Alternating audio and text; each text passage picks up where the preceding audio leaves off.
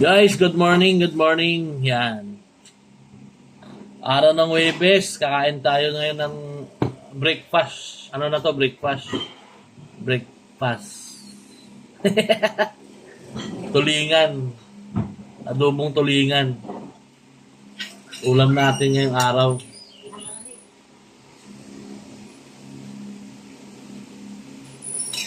Paksiw na adobo na tulingan. Siyempre, bago tayo sumabak sa trabaho natin, kumain muna tayo. Fried chicken, guys. Yan.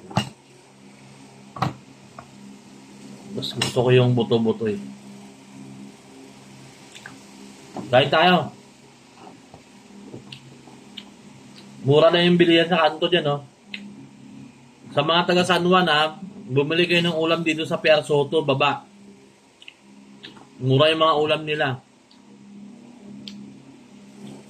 Barangay Tibagan lang, puntahan nyo.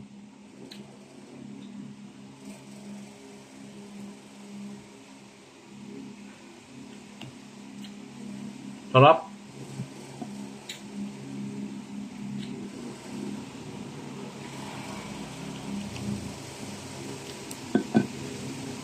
Ang isa order nila ng kaldereta doon minsan, 60.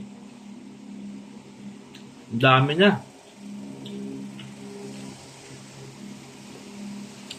Ang sabi sa akin, kaya mura daw doon. Kasi may pwesto sila sa palengke. Doon sila mismo kumukuha sa pwesto nila.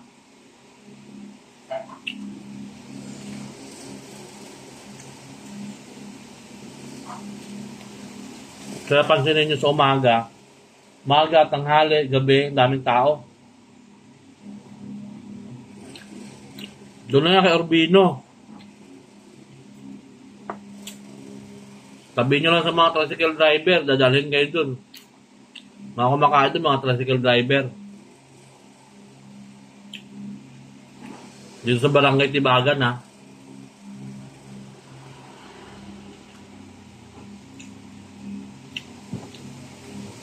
Walap din yung bulalo.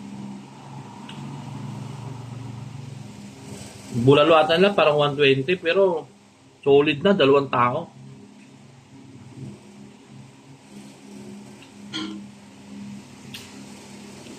Dayuhin nyo dito. Kung mga taga-Corazon ka lang, Santa Lucia, Batis, ganon, puntahan nyo to.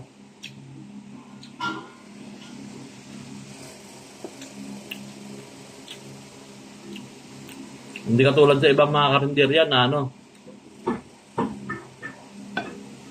Ang dami ko nang binilang karinderya, hindi ko gusto. Number 1 doon, masungit pa yung may ano, mga nagbibigay. Diyan hindi, bababait. Baka isipin nyo, binigyan ako ng ano binigyan ako ng ulam, hindi Binablog ko lang kasi talagang totoo naman eh. Sa kanto lang yan, kay Urbino. Pier Soto, yan. Daming kumakain dyan. Dito kasi sa amin sa Pier Soto, daming kainan dito, lahat sa baba. Iba-iba din naman na magkasarap. Kaya lang yung iba dyan, puro almusal.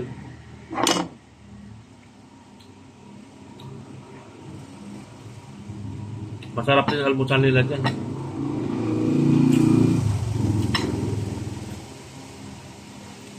Dami nagtitinda dito ng pagkain sa amin. Kulang na, tawagin ugbo to eh.